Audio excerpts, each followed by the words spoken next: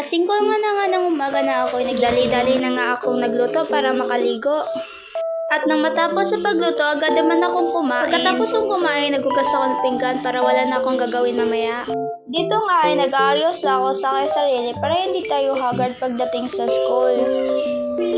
Lumawas nga pala ako sa bahay niyan para tignan ko marami na bang nasisipagpasok sa eskwela. Pero pagtingin ko, wala pa, kaya agad naman akong pumasok uli. Kung nagtataka kayo kung iba-iba bahay pinupuntahan ko, yung isa is sa bahay ng tita ko at ito yung bahay namin at yung isa naman sa may dulo ay bahay ng nanay ko. Lumabas nga ako uli sa kwarto ko dahil andyan pamangkin ko, kinukulit ko. Pero alam niyo ba guys, maaga pa yun gumising sa akin. Habang nagme-medyas ako na pagtutok ko minus 5 points kung hindi mag-uniform.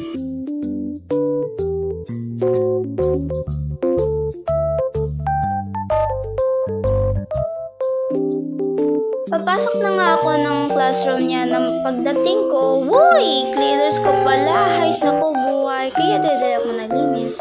Nagutom nga pala ako kakalinis yan, kaya kumain ako. Pagkatapos kong kumain, pumunta kami ng gym para mag-basketball. At dito na, pagbalik sa classroom, ayan yung kinakatakutan ko ang mag-oral. Napasali ko nga pala mga klase ko sa pag-video nito kasi nakakatawa silang tingnan. Kumain na nga ako dito dahil gutom na ang bulati sa tiyan ko. Huwag na kayo magtaka dahil kain lang ang kaligayahan ko. Pagkatapos ng tinignan namin yung roleplay namin, aba dito ay hindi ko akalain na manalo kami. Umuwi na nga ako dahil I'm so tired. When I was walking the hallway, I chat my boyfriend. But I remember something, I don't have a boyfriend. Nakasulubong ko nga pala yung best friend ko dyan pero hindi ko siya hindi ko naman yan kilala. Pag-uwi ko, naglinis na ako ng bakuran para hindi na mag-rap mamaya si mama. Napagod ako kakalinis kaya bumili ako ng chichirya at samahan natin ng tubig para hindi masira ang ating kidney.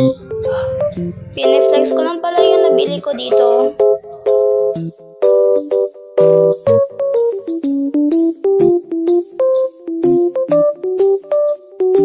Nanonood nga ako ng TV niyan.